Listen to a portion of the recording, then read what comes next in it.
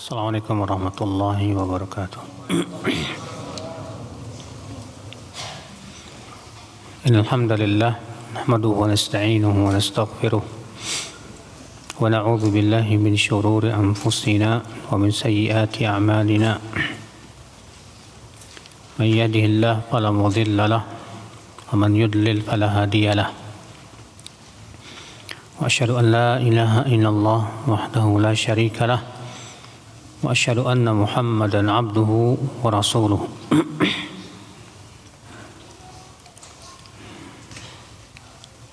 Qala Allah Ta'ala fi kitabihil karim, ya ayyuhalladzina amanu taqullaha haqqa tuqatih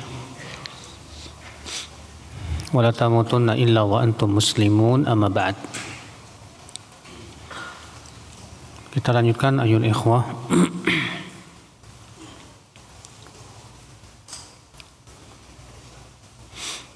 Hadis yang ke-290.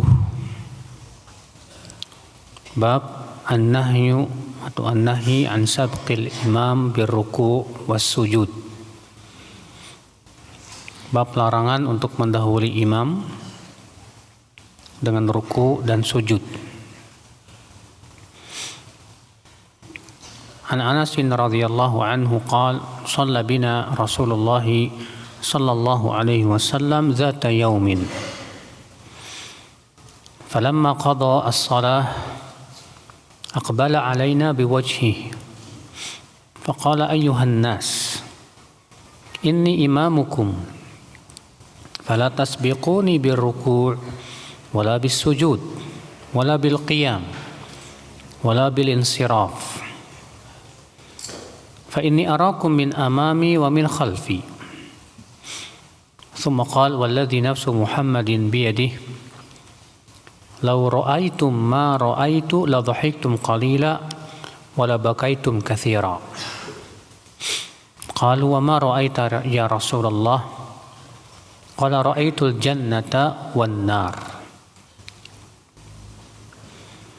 Dari Anas, semoga Allah meridhoinya, ia berkata, Rasulullah SAW salat mengimami kami suatu hari.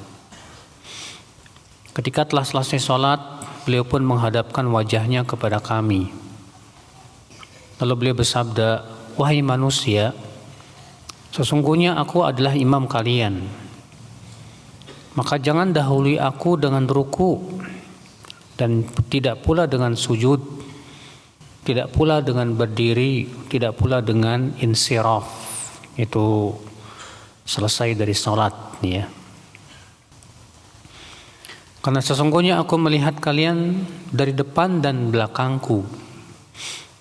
Kemudian beliau bersabda, demi zat yang diri Muhammad berada di tangannya, jika kalian melihat apa yang aku lihat, tentu kalian akan sedikit tertawa dan banyak menangis. Mereka bertanya, apa yang kau lihat wahai Rasulullah? Kata Rasulullah SAW, aku melihat surga dan neraka. Di sini akal Islam kita ambil faidah. Faidah yang pertama, dalilun ala masyru'iyati iqbalil imam alal musallin biwajhi.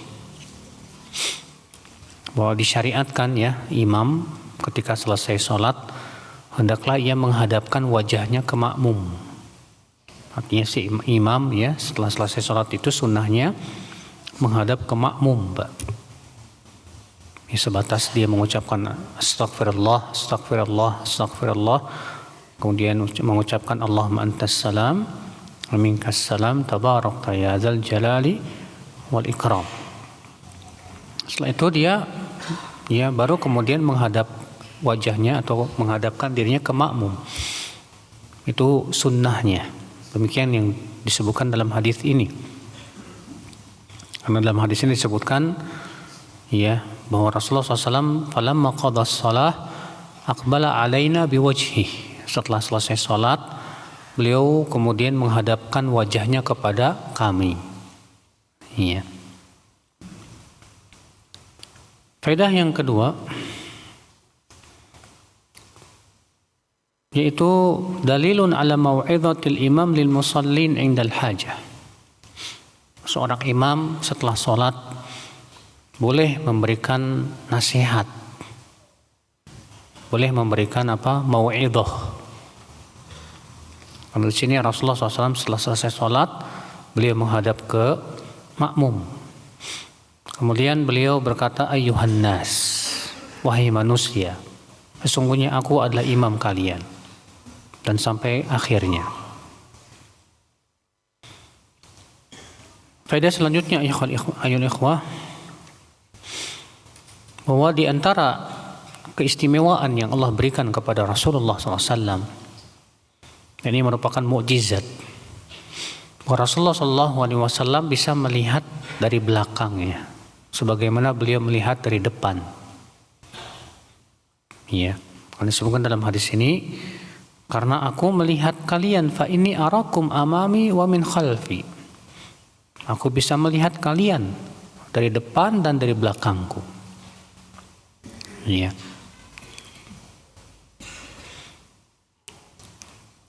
Kemudian faedah selanjutnya akhul Islam, hadis ini menunjukkan tahrim musabaqatil imam, haramnya mendahului imam. Dengan kesepakatan seluruh ulama, ijma'. Karena Rasulullah SAW sabda, fala tasbiquni, jangan kalian dahului aku, baik dengan ruku atau dengan sujud atau dengan berdiri atau dengan insiraf. Ya. Maka itu hukumnya haram. Faedah selanjutnya akhul Islam, saudaraku seiman,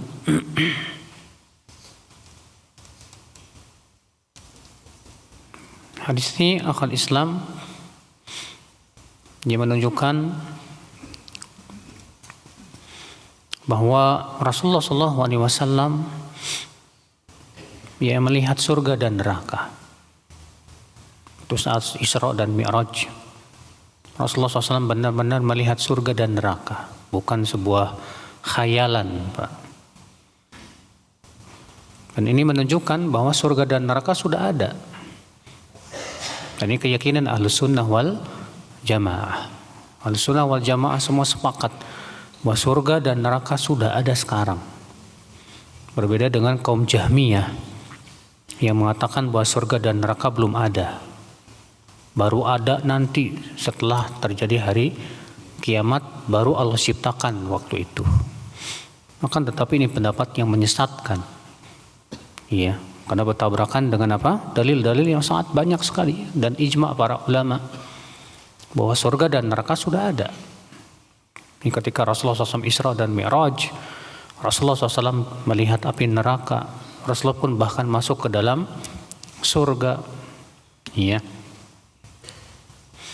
Di sini menunjukkan akal Islam tercelaknya orang yang lebih banyak tertawa dari menangis.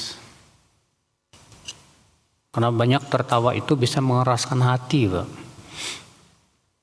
Kata Rasulullah SAW, iyyakum wa kathratadh dhahik. Jauhi oleh kalian banyak tertawa. Fa inna kathratadh dhahik tumitul qalb. Karena banyak tertawa itu bisa mematikan hati. Subhanallah. Karena Rasulullah SAW mengatakan, kalau kalian melihat apa yang aku lihat, kalian akan sedikit tertawanya dan banyak menangisnya. Ya, karena takut kepada Allah dan mengharapkan surga Allah Subhanahu wa taala. Makanya seseorang semakin kuat keyakinannya tentang surga dan neraka, akan semakin kuat keimanannya kepada Allah dan hatinya semakin lembut, akhi. Ya.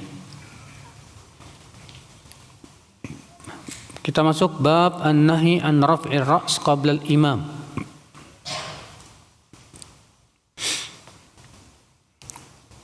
Hadis 291 an Abi Hurairah radhiyallahu anhu qala Rasulullah sallallahu alaihi wasallam ma ya'manu alladhi yarfa'u ra'sahu fi salatihi qabla al-imam an yuhawwila Allah suratahu fi surati himar. Dari Abu Hurairah semoga Allah meridhoinya, ia berkata Rasulullah sallallahu alaihi wasallam bersabda, tidak aman orang yang mengangkat kepalanya dalam sholatnya sebelum imam, ya, artinya dia duluan mengangkat, padahal imam belum mengangkat kepalanya, dia tidak aman untuk Allah ubah bentuknya menjadi bentuk keledai. Hadis ini menunjukkan akhwal Islam bahwa mendahului imam hukumnya dosa besar. Ya, mendahului imam hukumnya apa? Dosa besar. Kenapa? Karena di sini Rasulullah mengancam orang yang mendahului imam itu Allah akan tidak aman dia untuk diubah bentuknya menjadi bentuk keledai. Apa maksudnya? Sebagian ulama mengatakan maksudnya yaitu diubah akhlaknya, Pak. Akhlaknya jadi kayak akhlak keledai. Balid. Balid itu pandir. Ya. Kemudian pemalas. Ya kayak keledai gitu, Pak. Sementara sebagian ulama mengatakan bahwa maksudnya diubah beneran. Tidak aman untuk Allah ubah beneran bentuknya itu jadi bentuk keledai.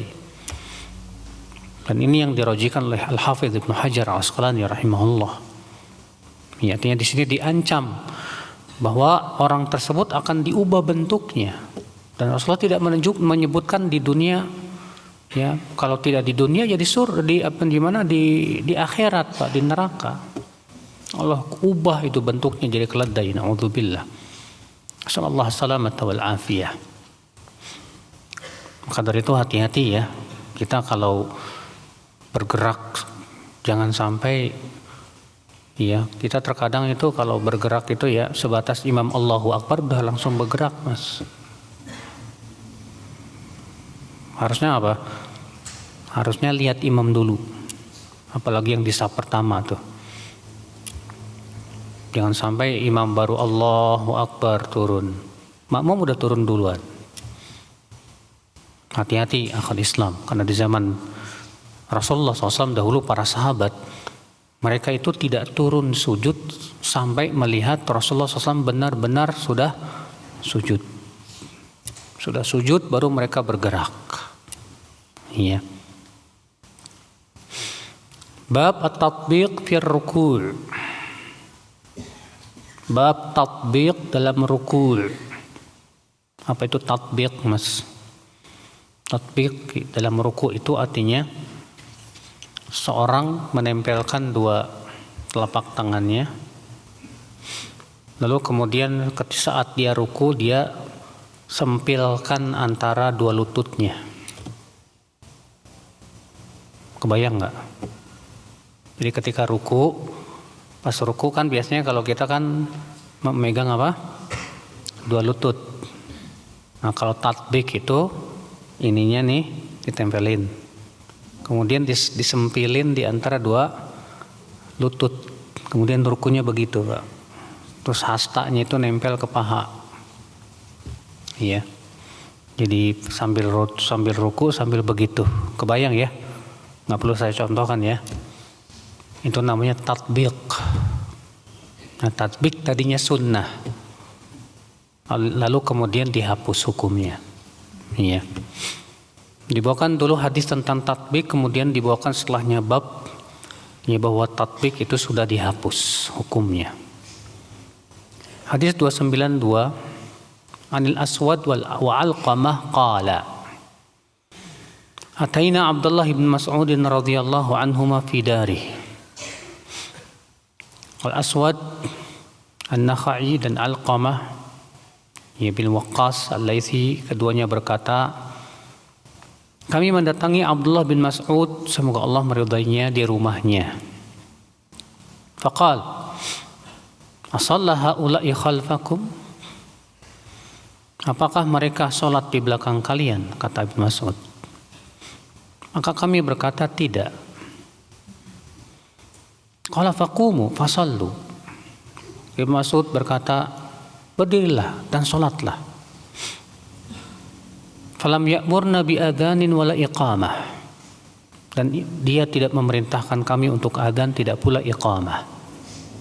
Artinya maksudnya Pak, ada orang-orang yang mereka tidak mau sholat di belakang pemimpin karena saat itu pemimpinnya mengundur-undurkan waktunya sampai keluar waktunya itu. Lalu kemudian Ibnu Mas'ud menegur, mereka sholat nggak di belakang mereka itu? Tidak, ya.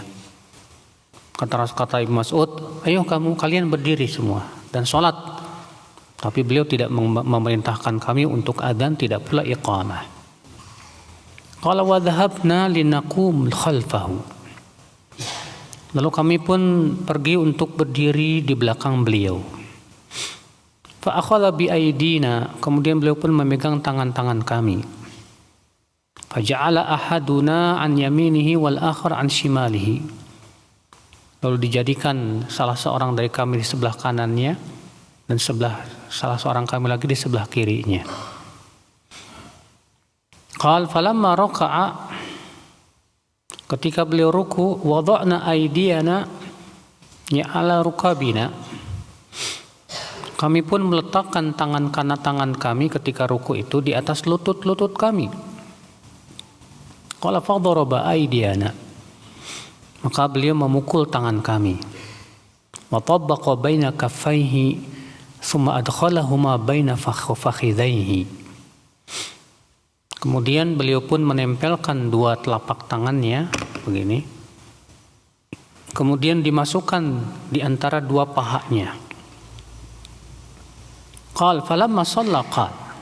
Setelah selesai salat dia berkata, innahu sayakunu alaikum umara yuakhiruna as-salah an miqatiha wa yakhnuqunaha ila syaraqil mauta. Sesungguhnya akan datang nanti para pemimpin-pemimpin yang mengakhirkan salat dari waktunya dan yakhnuqunaha, itu menyempitkan waktunya itu sampai mendekati terbenamnya matahari. Artinya para pemimpin ini Pak, baru sholatnya itu pas mau matahari terbenam, sholat asar maksudnya ya.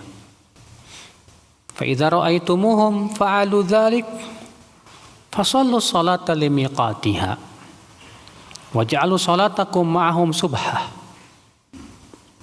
Apabila kalian melihat itu pemimpin-pemimpin yang mengakhirkan sholat dari waktunya, ya, maka sholatlah kalian tepat waktu di rumah-rumah kalian, dan lalu sholatlah bersama mereka, ya, berjamaah bersama mereka, dan niatkan itu sholat sunnah.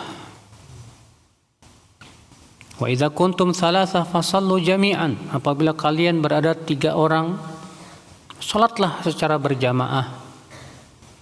Wa idza kuntum aktsar min dzalika falyummakum ahadukum, apabila lebih banyak dari itu hendaklah salah seorang dari kalian menjadi imam.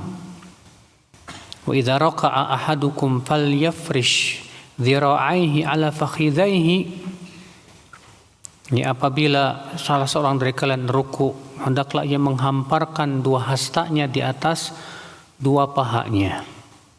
Wal yajna, ya, dalam satu artian wal yahni, maksudnya yaitu tundukkan kepalamu, liyutabbik baina kaffaihi, dan hendaklah ia melakukan tatbik, ya, menempelkan 2 jari jemarinya, dan kemudian disempilkan itu Pak, sambil ruku begitu. Tadinya cara ruku seperti itu, ya. Walaka'anni anzuru ila ikhtilafi asabi Rasulillah sallallahu alaihi wasallam. Sungguh aku melihat, ya, jari jemari Rasulullah sallallahu alaihi wasallam yang saling bersilangan. Dan beliau pun kemudian memperlihatkannya, ya, begini. Jadi ketika ruku dimasukkan kemana? Ke paha, ya, di antara 2 lutut. Kemudian rukunya seperti itu Pak. Itu namanya apa? Tatbiq. Kita langsung ke bab berikutnya. Bab wad'il yadaini 'ala rukab wa naskhit tatbiq. Bab meletakkan dua tangan di atas lutut saat ruku, dan bahwasanya tatbik itu sudah dimansukh. Sudah apa? Apa mansukh artinya, Pak?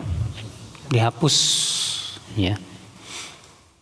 Hadis 293 an Mus'ab bin Sa'ad qala Shallaitu ila jambi abi. Dari Mus'ab bin Sa'ad bin Abi Waqqas berkata, aku salat di samping ayahku yaitu Sa'ad bin Abi Waqqas. Faja'altu yadayya baina rukbatayya, maka aku jadikan dua tanganku itu di antara dua lututku, tadi tatbik. Faqala li abi, maka ayahku berkata, ya, idrib bikaffaika 'ala rukbataik, jadikan dua telapak tanganmu itu di atas dua lututmu. Qala fa thumma fa'altu dzalika marratan ukhra. Kemudian suatu ketika aku tetap melakukan tatbik. Itu meletakkan di antara apa? Dua lutut tadi. Fa daraba yadayya. Maka ayahku langsung memukul tanganku dan berkata, inna nuhina an hadza.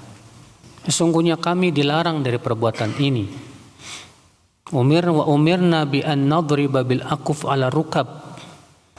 Dan kami diperintahkan untuk meletakkan telapak tangan kami itu di atas lutut-lutut kami. Iya. Dalam satu ayat yang lain dengan lafaz qad kunna umirna bidzalik. Dulu kami diperintahkan untuk tatbik. Kemudian kami dilarang. Iya, dan itu sharih menunjukkan bahwa hukumnya sudah dihapus. Namun hadis yang menghapus ini nggak sampai kepada Abdullah bin Mas'ud, sehingga Abdullah bin Mas'ud mengira bahwa yang sunnah itu tatbik. Iya, sehingga beliau menganggap itu yang sahih, itu yang sunnah. Sementara sahabat lain telah sampai kepadanya dalil yang memansukh. Iya. Dan kaidah mengatakan apa, Pak? Al-muthbit muqaddam 'ala an-nafi. Jadi periwayatan orang yang menetapkan lebih didahulukan daripada orang yang meniadakan.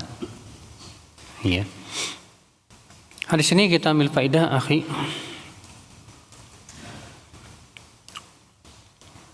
Yaitu adanya nasikh dan mansukh. Nasikh artinya yang menghapus, mansukh artinya yang dihapus. Dan ini keyakinan Ahlus Sunnah wal Jamaah, bahwa nasikh mansukh itu benar ada. Berbeda dengan kaum Mu'tazilah. Ya, orang-orang Mu'tazilah punya keyakinan bahwa gak mungkin ada nasikh mansukh. Alasannya kenapa? Karena kata mereka yang namanya nasikh mansukh itu kan menunjukkan berarti dia tidak tahu apa yang akan maslahat untuk masa depan, sehingga dia harus menghapus. Iya. Ahlussunnah menjawab bahwa kalau untuk manusia mungkin seperti itu. Manusia kalau menghapus suatu hukum, ya karena ketidaktahuan dia dan kurangnya ilmu dia. Sedangkan Allah Subhanahu wa taala menghapus suatu hukum bukan karena kurangnya ilmu, tapi karena justru itu menunjukkan ilmu Allah bahwa itu yang paling maslahat saat itu. Dan Allah tahu bahwasanya setelah itu tidak maslahat lagi. Atau yang kedua, untuk tujuannya menguji apakah mereka mau beriman atau tidak. Akhul Islam, saudaraku seiman, rahimani wa rahimakumullah jami'an. Dan dalil adanya nasikh mansukh dalam Al-Quran banyak, Pak. Kenyataannya ada. Seperti Allah berfirman, la ya ayyuhalladzina amanu la taqrabus sholata wa antum sukara. Iya.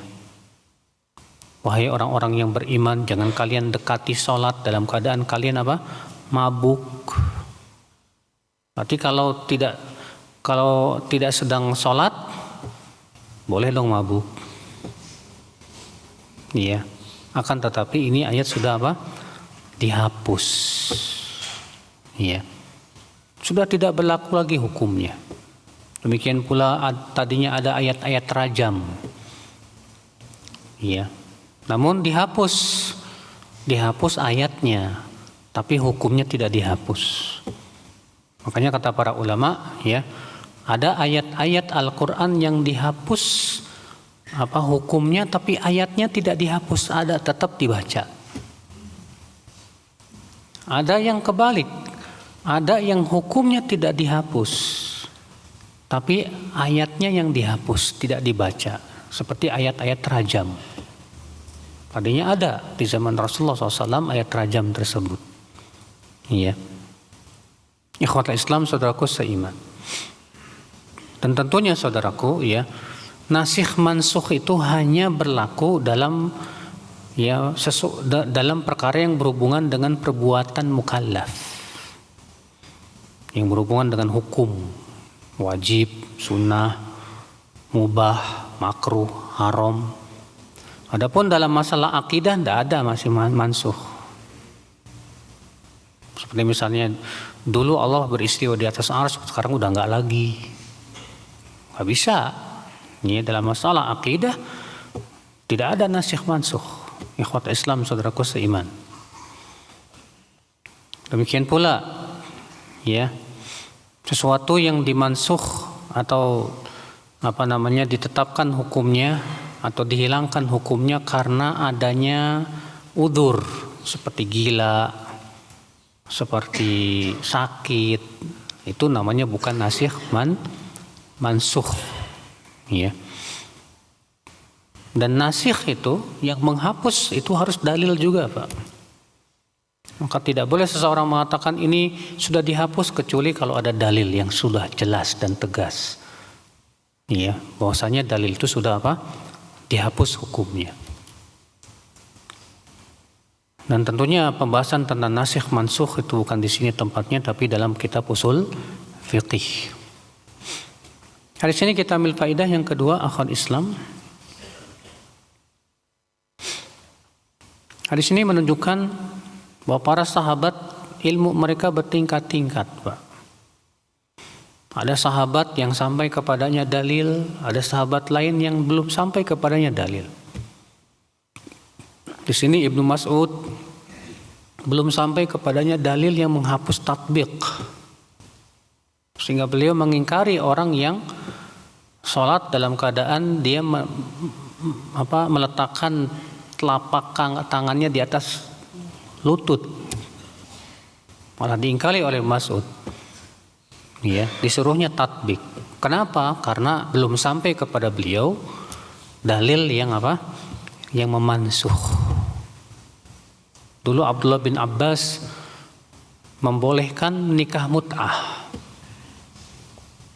Kenapa belum sampai kepada beliau dalil yang memansuh, sampai akhirnya ditegur oleh Ali bin Abi Thalib radhiyallahu anhu ardah. Yang kemudian setelah ditegur Ibnu Abbas pun rujuk. Iya. Nah, ini para sahabat memang bertingkat-tingkat dalam keilmuan, akhwal Islam, saudaraku seiman. Dan itu bukan aib, Pak. Itu bukan celah. Para ulama pun juga bertingkat-tingkat dalam masalah keilmuan itu. Iya. Faedah selanjutnya, akhwal Islam, yang bisa kita petik dari hadis ini. Hadis ini menunjukkan akan munculnya para pemimpin yang suka mengakhir-akhirkan waktu sholat sampai mau keluar. Nah, bagaimana caranya kalau kita mendapatkan pemimpin seperti ini, Pak? Maka, ya, Rasulullah SAW memberikan kepada kita bimbingan. Itu bahwa kita sholat tetap pada waktunya, di awal waktu masing-masing di rumah. Nah, kemudian sholat bersama pemimpin tersebut dengan niat sholat sunnah. Iya. Ikhwatul Islam, saudaraku seiman. Bab ma yuqalu fi ruku' was sujud. Bab apa yang dibaca saat ruku' dan sujud. Hadis 294 an Aisyah radhiyallahu anha qalat kana Rasulullah sallallahu alaihi wasallam yakthuru an yaqula fi ruku'ihi wa sujudihi subhanakallahumma rabbana wa bihamdika allahumma ighfirli yata'awwalul Qur'an. Aisyah radhiyallahu anha ia berkata adalah Rasulullah SAW sering kali dan banyak sekali mengucapkan dalam ruku dan sujudnya subhanakallahumma rabbana wa bihamdika allahumma ighfirli.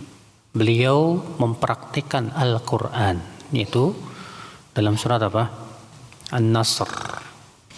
Allah berfirman fasabbih bihamdi rabbika wastaghfir innahu kana tawwaba. Maka beliau praktekkan itu dengan membaca ini di ruku dan sujud. Subhanakallahumma rabbana wa bihamdika allahumma ighfirli. Hadis ini kita ambil faedah ya akhwal Islam. Dianjurkannya membaca bacaan ini Pak dalam ruku dan sujud. Dan ini merupakan perbuatan yang Rasulullah lakukan sampai akhir hayatnya.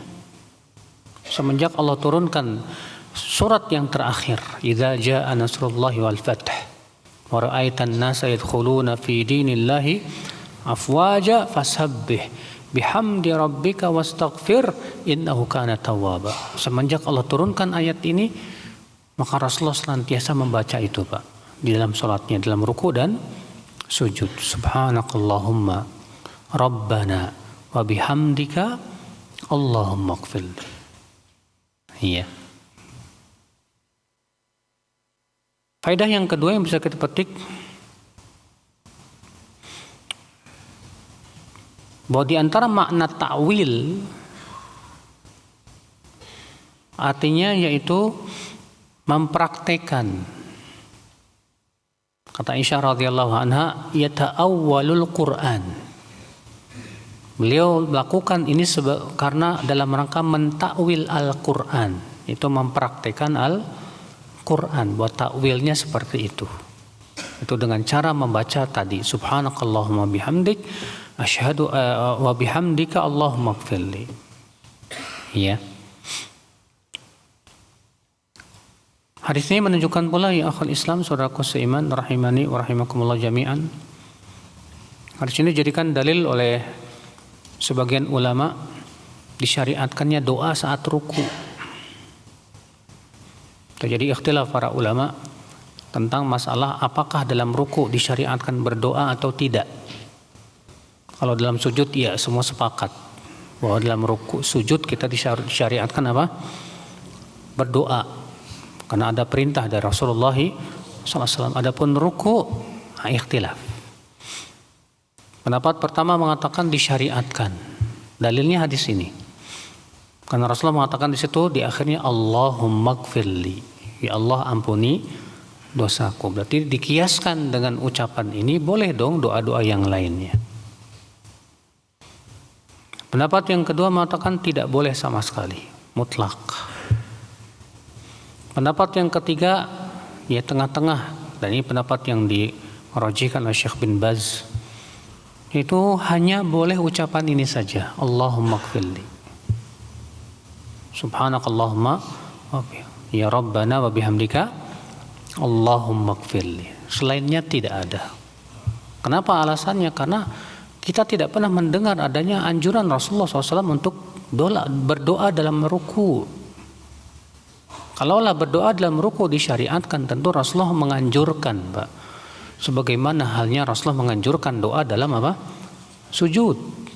Sebagaimana Rasulullah menganjurkan doa sebelum salam. Iya. Dan ini pendapat yang paling kuat insyaallah, yaitu bahwa ya berdoa dalam ruku itu hanya dianjurkan yang ini aja. Sesuai dengan yang dipraktekkan oleh Rasulullah sallallahu alaihi wasallam.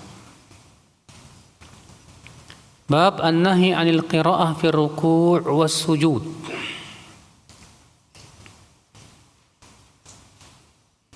Bab larangan membaca Al-Qur'an dalam ruku dan sujud.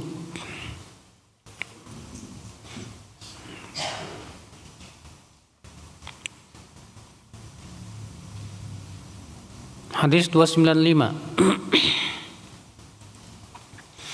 An Ibni Abbas radhiyallahu anhuma qala kashafa Rasulullah sallallahu alaihi wasallam as-sitarah wan nasu sufufun khalfa Abi Bakrin radhiyallahu anhu faqala ayyuhan nas innahu lam yabqa min mubashshiratin nubuwwah illa ru'ya as-salihah yaraha al-muslim aw turalah ala wa inni nuhitu an aqra al-Qur'an raki'an aw sajida fa amma ar-ruku' fa'azzimu fihi ar-rabb wa amma as-sujud fajtahidu fihi ad-du'a faqaminun an yustajaba lakum.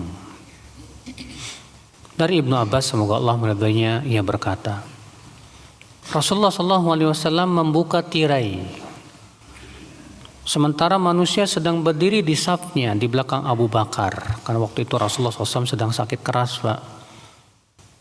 Ia menuju kematian beliau. Kemudian Rasulullah SAW ketika melihat para sahabat telah bersiap-siap mau sholat dan mereka semua sedang bersaf di belakang Abu Bakar, dan Abu Bakar yang menjadi apa? Imam. Maka Rasulullah pun kemudian membuka tirainya. Kemudian Rasulullah bersabda, wahai manusia, sesungguhnya tidak tersisa dari kabar-kabar gembira kenabian kecuali mimpi yang benar yang dilihat oleh seorang muslim dalam tidurnya. Ketahuilah sesungguhnya aku dilarang untuk membaca Al-Quran saat ruku atau sujud. Adapun ruku maka agungkanlah Rabb padanya. Adapun sujud maka bersungguh-sungguhlah berdoa padanya. Maka itu lebih dekat untuk diijabah doa kalian. Hadis ini akal Islam kita ambil faidah bahwa memulai puji-pujian saat mau ceramah atau mau bicara itu sunnah. Memulai dengan mengucapkan innal hamdalillah nahmaduhu wa nasta'inuhu wa nastaghfiruh, atau yang sifatnya puji-pujian kepada Allah, itu sunnah. Kenapa? Karena di sini Nabi tidak kebiasaan Nabi biasanya kalau beliau mau ceramah menyampaikan sesuatu biasanya sih memuji-muji Allah dulu. Tapi di sini beliau tidak. Beliau langsung mengatakan ayyuhan nas. Itu menunjukkan bahwa memulai ceramah ataupun pembicaraan dengan memuji-muji Allah itu hukumnya apa?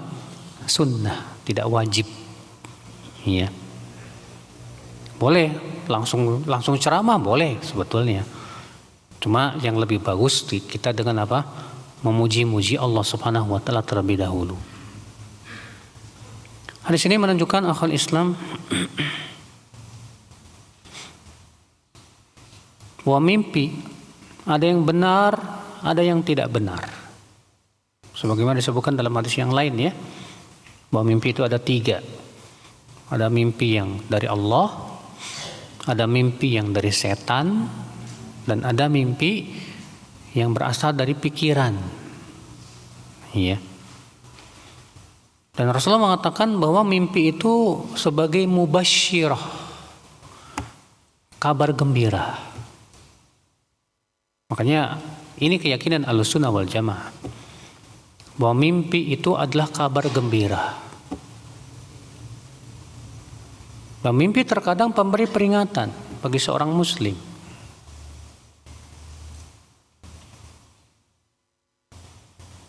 Adapun orang sufi meyakini bahwa mimpi wali itu hujah, dalil, Pak. Alasannya apa katanya? Karena wali itu terjaga, gak mungkin salah. Berdasarkan dalil Allah berfirman, kalau aku sudah mencintainya, aku akan menjadi pendengaran yang ia mendengar dengannya, penglihatan yang ia melihat dengannya, tangan yang ia bergerak dengannya, kaki yang ia. Berarti wali itu kata mereka gak mungkin salah, pasti mimpinya benar.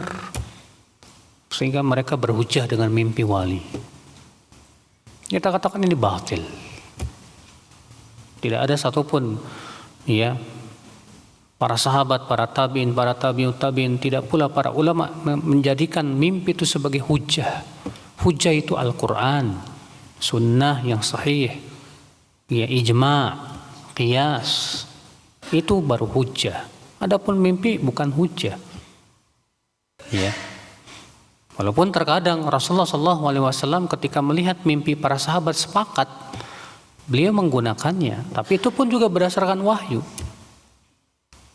Sebagaimana pernah di zaman Rasulullah SAW para sahabat bersepakat bermimpi semuanya sama bahwa Lailatul Qadar terjadi pada malam 21. Kata Rasulullah, ya anna ru'yakum qad tawatta'at. Aku melihat mimpi-mimpi kalian sudah bersatu padu ini. Iya. Dan Rasulullah mengabarkan juga bahwa di akhir zaman mimpi seorang muslim itu akan benar-benar kenyataan. Kata Rasulullah SAW, asdaquhum ru'yan, asdaquhum haditha. Orang yang paling benar mimpinya, yang paling jujur ucapannya. Jadi semakin jujur, nggak pernah berdusta, semakin mimpinya juga jujur. Dan semakin kita ini banyak bohongnya, mimpinya juga banyak bohongnya, Pak. Iya. Tapi mimpi sekali lagi bukan dalil, ingat. Mimpi hanya sebatas kabar gembira, atau mimpi itu sebagai pemberi peringatan. Iya. Namun jangan pernah tertipu oleh mimpi. Jangan pernah tertipu oleh apa? Mimpi. Pernah suatu ketika ada seorang laki-laki datang kepada Imam Ahmad. Ya Aba Abdillah, sesungguhnya ibuku memimpikan kamu berada dalam surga. Kata Imam Ahmad, apa? Itu si Fulan juga persis. Si Fulan itu dimimpikan dia oleh seseorang dia dalam surga. Sekarang jadi orang Khawarij, kata Imam Ahmad. Iya, maksudnya apa? Jangan tertipu oleh mimpi. Kalau kita bermimpi bertemu dengan Rasulullah dan dengan sifat-sifat yang benar, betul kita sudah bertemu dengan Rasulullah SAW. Tapi apakah mimpinya kita bertemu dengan Rasulullah sudah jadi jaminan masuk surga, Pak? Enggak. Mimpi ketemu Rasul bukan jaminan masuk surga, ya akhwal Islam. Iya. Tidak ada dalilnya siapa yang mimpi bertemu denganku dia pasti surga. Ada dalilnya seperti itu? Enggak ada. Rasulullah mengatakan man ra'ani fil manam faqad ra'ani fa inna syaitan la yatamatsalu bi. Siapa yang bermimpi bertemu denganku ya dalam tidur, sungguh ia telah melihat aku, karena setan tidak bisa membentuk rupaku. Iya. Ikhwatul Islam, saudaraku seiman. Dan Rasulullah menganggap, Pak, kedustaan paling dusta itu orang yang mengaku-ngaku mimpi sesuatu padahal enggak. Saya semalam bermimpi gini padahal enggak. Saya semalam mimpi ketemu Rasul padahal enggak. Iya, kata Rasulullah min afral firyah. Itu termasuk kedustaan yang paling berat. Iya. Ikhwatul Islam, saudaraku seiman. Makanya mimpi terkadang mubasyirah. Rasulullah mengatakan di sini innahu lam yabqa min mubasyiratin nubuwah. Kabar gembira.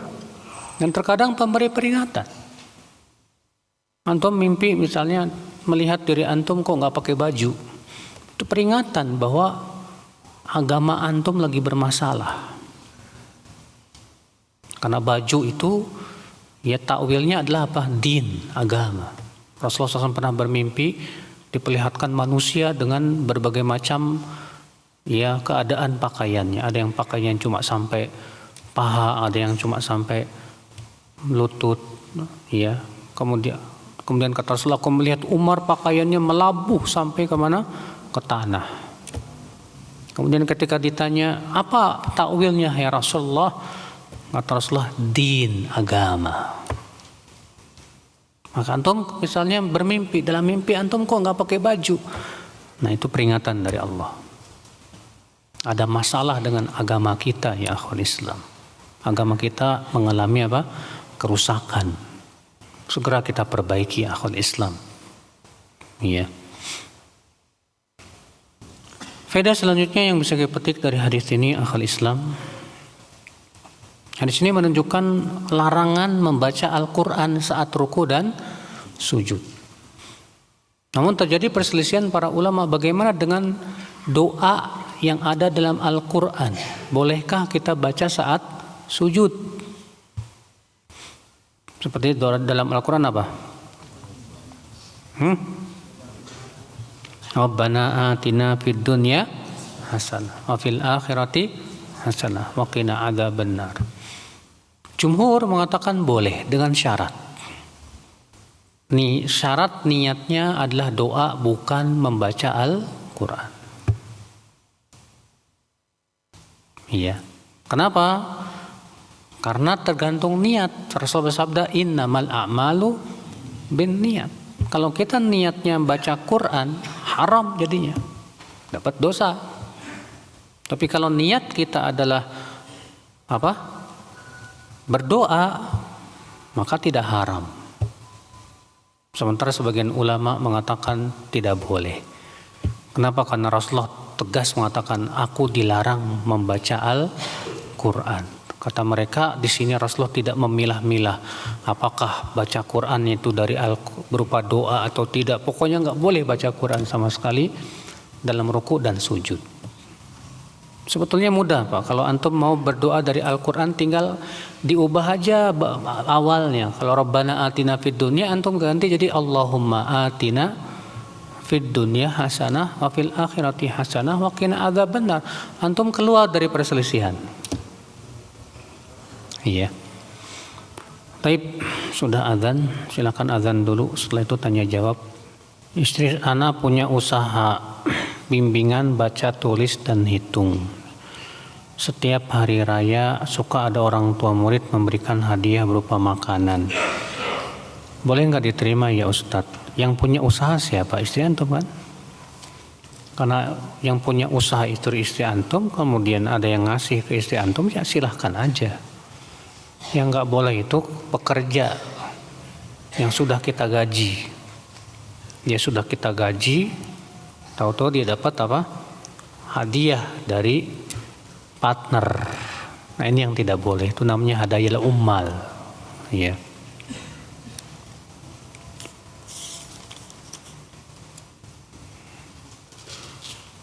Apa yang harus kita siapkan untuk menyambut bulan suci Ramadan? Yang kita siapkan itu kita berusaha dari sekarang memulai memperbanyak ibadah, terutama membaca Al-Quran, puasa-puasa sunnah, ya, sebagaimana halnya dahulu salafus saleh. Bolehkah berdoa dalam sholat menggunakan bahasa Indonesia? Terjadi ikhtilaf para ulama. Bolehkah ketika sujud bagi orang yang tidak bisa bahasa Arab untuk berdoa dengan selain bahasa Arab? Menjadi 4 pendapat. Pendapat pertama mengatakan haram secara mutlak. Pendapat yang kedua kebalikannya, boleh secara mutlak. Pendapat yang ketiga diberikan perincian. Bagi yang bisa bahasa Arab, haram. Bagi yang nggak bisa bahasa Arab, boleh. Iya. Pendapat yang keempat mirip dengan yang ketiga, cuman mereka mengatakan makruh saja, bukan haram. Bagi yang bisa bahasa Arab. Yang jelas ya, jumhur berpendapat bagi orang yang tidak bisa bahasa Arab boleh. Iya, kenapa? Karena Allah berfirman, la yukallifullahu nafsan illa wus'aha. Juga dikarenakan Rasulullah menyuruh umatnya untuk memperbanyak doa dalam sujud, dan pastinya Rasulullah tahu umatnya ada yang tidak bisa bahasa Arab. Iya.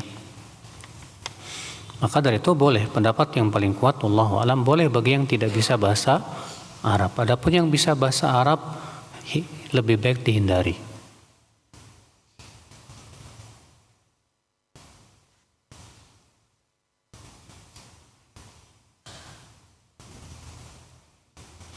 Mohon diadakan kotak infak berjalan Ustadz di sini pas pengajian.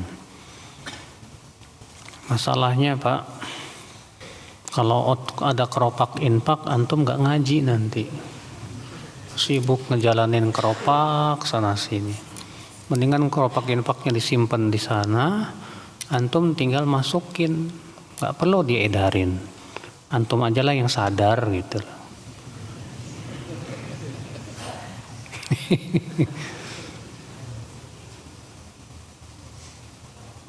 Bagaimana cara menghafal Al-Quran dengan cepat dan tidak mudah lupa? Tergantung pertama kecerdasan. Kalau orangnya cerdas cepat biasanya Pak. Tapi kalau otaknya bebel ya lumayan lama gitu. Cuman udah bebel males lagi udah. Ya, gak bakalan bisa-bisa Mas. Yang kedua, tergantung kepada apa? Banyak pikiran. Orang yang pikirannya bercabang-cabang, banyak mikir, mau mikir ini, makar ini, susah ngabalin Pak. Iya. Karena menghafal Al-Quran itu butuh fokus. Kalau dulu antum masa sedang menuntut ilmu, ya, memang pikirannya fokus untuk menuntut ilmu. Setelah antum sekarang berumah tangga, cari duit, kerja, pikiran patah pikirannya, mikirin kerjaan, mikirin ini, mikirin itu, akhirnya ngapalin Quran susah. Ya. Maka bagi orang yang ingin menghafal Al-Quran harus fokus. Bolehkah seorang ustadz menamai dirinya ustadz? Iya. Ya tentunya Pak. Pertama bahwa seorang ustadz berusaha untuk tawadu. Seorang ustadz berusaha untuk apa? Tawadu. Iya. Saya belum pernah mendapatkan riwayat para ulama salaf mengaku dirinya saya ulama gitu Pak. Bahkan selalu mereka merasa dirinya apa? Bodoh. Selalu merasa dirinya apa? Ya, belum paham. Nah ini akal Islam. Namun bagi seorang murid sangat tidak baik memanggil ustadznya dengan namanya langsung. Iya, itu tidak adab. Tapi hendaklah memanggil nama gelarnya, ya ustadz. Iya. Bagaimana cara sholat ketika masbuk 3 rakaat pada sholat fardu? Apakah tahiyatnya pada rakaat pertama dan ketiga atau pada rakaat kedua dan ketiga? Ikuti aja Pak. Ketika antum masuk pada rakaat yang ketiga, maka pada waktu itu ikuti imam aja udah. Atau antum masuk pada rakaat yang kedua, ya, berarti antum tahiyat awal di rakaat pertama kan? Kemudian di rakaat yang ketiga antum tahiyat lagi kan? Ya, kemudian rakaat keempat tahiyat lagi, jadi 3 kali tahiyat, nggak masalah itu. Ya, ikuti aja. Itu yang dianjurkan oleh Rasulullah Shallallahu Alaihi Wasallam, yang dilakukan oleh Mu'adz bin Jabal, yang kemudian Rasulullah menyuruh untuk melakukan seperti itu. Memberi nama anak dengan gelar dengan nama para ulama dan gelarnya, contohnya nama anak Al-Hafidh Ibnu Hajar. Waduh. Al-Imam Az-Zahabi. Sebaiknya tidak. Iya. Namai aja dengan nama-nama yang sifatnya doa. Iya, namanya kebaikan. Kalau misalnya namanya siapa? Hafidh, boleh aja silahkan. Iya. Adapun Ibnu Hajar artinya anaknya Hajar. Hajar itu kakeknya, ya, Ibnu Hajar.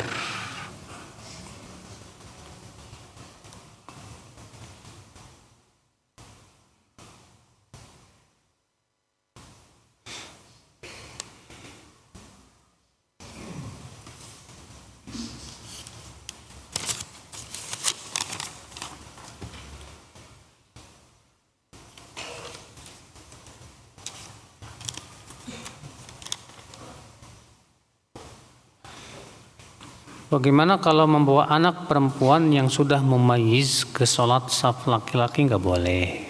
Apalagi nih anak udah mumayyiz. Kalau mumayyiz itu udah bisa bedain nih cewek, nih cowok, nih ganteng, nih jelek. Sudah ada tuh. Tidak boleh ya akhi.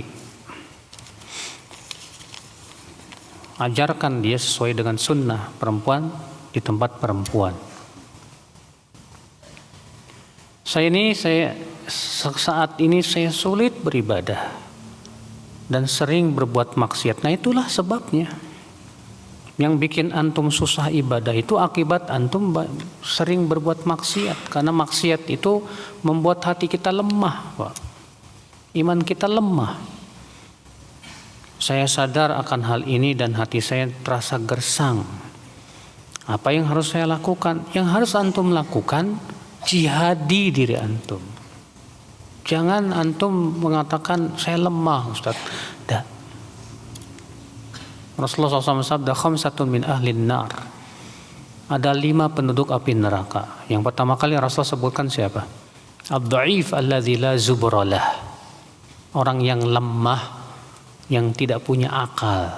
Kata para ulama, artinya orang yang lemah akalnya sehingga akalnya tidak mencegah ia dari perbuatan maksiat. Iya. Jangan pernah kita merasa lemah, akhi. Kalau kita tahu itu maksiat dan kita tahu maksiat menjerumuskan ke neraka, apakah antum ridho antum masuk ke neraka? Kalau tidak ridho, tinggalkan. Harus ada mujahadah ya akhi. Usaha untuk berjuang mendapatkan surga itu tidak mudah ya. Antum aja cari duit biar senang di dunia harus pontang-panting, banting tulang. Mau cari surga maunya enak-enakan, tidak bisa. Iya. Saya memiliki teman yang baru mulai mengenal manhaj salaf. Dia juga sudah merasakan kejelasan pada penjelasan yang ia dengar dari kajian-kajian. Saya melihat mulai tegaknya ia di atas manhaj salaf. Qadarullah suatu hari ada temannya yang membicarakan dengan dia adanya perselisihan di kalangan para ustadz salaf. Adanya fenomena saling mentahdir. Iya. Membuat akhirnya dia, teman saya itu futur, goyah dan mulai ragu dengan manhaj salaf. Setelah awalnya mulai yakin. Apa yang harus saya katakan kepada dia Ustadz, karena saya takut salah ucap dan dia malah semakin futur nantinya. Katakan sama dia, umat Islam berpecah menjadi 73 golongan. Jangan-jangan nanti kamu ragu sama Islam kamu. Gara-gara umat Islam berpecah belah. Apakah hanya karena umat Islam berpecah belah kita jadi ragu kepada keislaman? Apakah hanya karena ada sebagian orang-orang yang mengaku dirinya salafi kemudian saling tahdir kita jadi ragu tentang kebenaran manhaj salaf? Yang salah itu individunya, bukan orang, bukan manhajnya, saudara. Kenapa ada perselisihan? Ujian. Kenapa umat Islam berpecah belah? Ujian. Allah ingin memilah dan memilih. Allah ingin melihat siapa yang mengikuti hawa nafsu dan siapa yang mengikuti wahyu. Siapa yang bersungguh-sungguh mencari kebenaran dan siapa yang tidak ada kesungguhan mencari kebenaran. Itu hikmah kenapa ada apa? Perselisihan. Justru dengan adanya perselisihan kita jangan mundur. Justru semakin bersungguh-sungguh mencari mana yang di atas, yang hak, yang diridhoi oleh Allah. Sambil kita minta tolong kepada Allah. Rasulullah aja berdoa kepada Allah. Apa doa Rasulullah? Ihdini lima ikhtulifa fihi minal haqqi biidnik. Innaka tahdi man tasha'u ila siratim mustaqim. Ya Allah, tolong aku beri hidayah dalam perkara yang diperselisihkan. Ya. Bayangkan Rasulullah aja minta hidayah dalam perkara yang diperselisihkan. Gimana kita? Ya. Maka dari itu adanya perselisihan itu ujian, akhi. Ada ustadz yang mentahdzir ini ujian buat kita. Ya. Untuk apakah kita benar-benar jujur, kokoh di atas untuk mengikuti manhaj salaf atau tidak? Atau kita selama ini hanya ikut-ikutan saja? Maka dari itu yang kita lihat bukan individu-individunya. Yang kita lihat manhajnya. Manhaj Rasulullah dan para sahabat. Itu yang kita cari. Masalah individu ini tahdzir ini. Wallah itu mereka semua akan berdiri di hadapan Allah. Akan ditanya oleh Allah tentang tahdzirannya itu. Kalau ternyata tahdzirannya salah, ya siap-siap aja. Kata Rasulullah, man qala fi akhihi ma laysa fi adkhalahu Allahu radghatal khabal. Siapa yang menuduh saudaranya padahal tidak ada padanya, Allah akan masukkan ia ke dalam nanah dan darahnya penduduk api neraka. Hatta yakhruja mimma qal, sampai ia membawakan bukti terhadap tuduhannya. Itu urusan ini berat, akan dibawa nanti pada hari kiamat, Pak. Yang terpenting buat antum adalah gimana antum mendapatkan kebenaran. Bagaimana antum tetap mengikuti manhaj Rasulullah dan para sahabatnya. Enggak usah antum pedulikan dengan tahdziran-tahdziran itu, ya akhul Islam. Sibukan dengan menuntut ilmu. Dia membahas Al-Quran, hadis, hujah. Kalau antum sudah paham kaidahnya, insya Allah antum gak bakal bergeming, ya. Iya. Sekali lagi adanya perselisihan itu adalah apa? Ujian. Wallahi ujian. Iya.